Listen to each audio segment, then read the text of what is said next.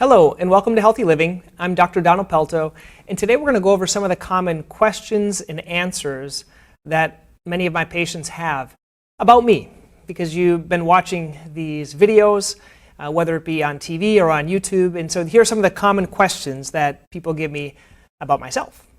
First, they ask me where I'm from, because everyone, now that I live in Massachusetts, they say you don't speak like someone from Massachusetts, and they want to know where I'm from. So I'd like to tell you a little bit where I come from. I was born in Duluth, Minnesota. This is an example of Duluth. I was actually there a couple of weeks ago to visit some of my family. Duluth is the northern part of Minnesota, but I actually grew up more than the southern part of Minnesota, near New Ulm or Mankato, if you're familiar with that area.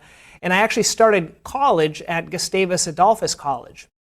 And I spent a lot of my summers in another place. I'm going to show you a picture here I'm very proud of, in Ashland, Wisconsin. So if you're watching this and you're anywhere from the Midwest, Ashland had a lot of these ore docks back in the day, and they brought in a lot of iron ore, and some of these docks were around when I was a child, but since then they've been all removed and destroyed. So that was the northern part of Wisconsin. And my greatest memories of being in Wisconsin are swimming in Lake Superior. And it's funny, in Lake Superior, the water never gets warm. I think it's warm for the first foot, but after that everything is very cold. That's where I was brought up, in Minnesota and in Wisconsin.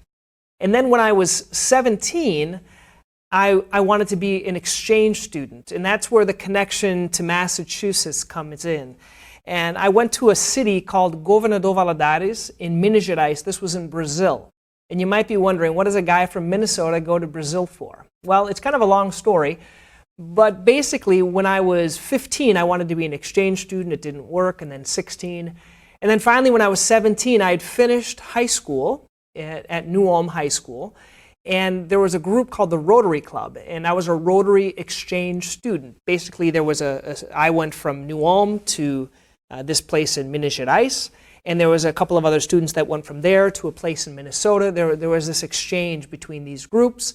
And while I was there, I had an opportunity to study. I had an opportunity to be involved in different churches and activities while in Brazil. And it was a great experience for me. And it shaped why I later ended up in Massachusetts, because in Massachusetts there was a big population of people that spoke Portuguese, and that's where I eventually moved over here. But it was a great experience in Minas Gerais, and you'll see in this picture there's this big mountain that's called Ibituruna. It's a big mountain, and it's a hot city. Because all that sunlight goes onto that mountain, and it gets very, very hot, hotter than anything we have here in Massachusetts. That's how I ended up in Minas Gerais in Brazil, and I speak Portuguese and I speak Spanish as well. So some of the videos that you've probably watched here on this, if you're on the YouTube channel, are in Portuguese or in Spanish. After that, I came back and I started college. As I mentioned, I started at Gustavus Adolphus College in Minnesota, but I quickly transferred to the University of Illinois at Chicago. So that's UIC. That's right in the heart of Chicago, because I had some friends, some mutual acquaintances that I met in Brazil, and I moved over to Chicago, and I lived in Chicago for about 10 years. When I say Chicago, because we say Boston, Chicago, but I really lived in Wheaton, in West Chicago area in Illinois. And I was there for about 10 years, and I went to undergrad at University of Illinois at Chicago. Everyone wonders what I chose for a major, and everyone laughs at me when they hear I was a history major, and they said, well, how come a doctor has a history major? Well, when I was pre-med, they told me to choose a major that I enjoyed. And I really enjoyed history. My stepfather, he really enjoyed history, and I enjoyed writing, I enjoyed learning and reading, and so I had to do all the history major requirements plus all the pre-med requirements. And as I was applying to schools, I decided to come upon podiatry. I didn't even know podiatry existed, and it's the same advice I give to other young students. When I was pre-med, I shadowed a whole bunch of doctors. And in my opinion, the podiatrists were the happiest. And that's why I chose the profession, and I still think that way. And then I decided to go to college at a podiatry school. And the closest one for me was actually Scholl College of Podiatric Medicine, and that's in North Chicago. And I was there for another 4 years, and I finished the school there. We had rotations at the different hospitals downtown Chicago. It was a great experience, and then I had to go to residency. Hence how everything is kind of moving this way out to Massachusetts. And when I decided to come to a residency, I decided to go to St. Vincent Hospital here in Worcester. And this is my favorite pictures of the hospital. It looks so beautiful on the outside, it looks so beautiful on the inside. And the one memory I have when I started residency, it was so nice, I thought to myself, man, this would be a great place to get married. Now, I never got married in the hospital, but it has such a nice feeling inside with the waterfall and everything that's inside. And I'm still involved with the hospital. That's where I do most of my surgeries. That's where I work with residents. And I'm involved in the community along with the other physicians that go to that hospital. After that, everyone asks me, well, what else are you passionate about?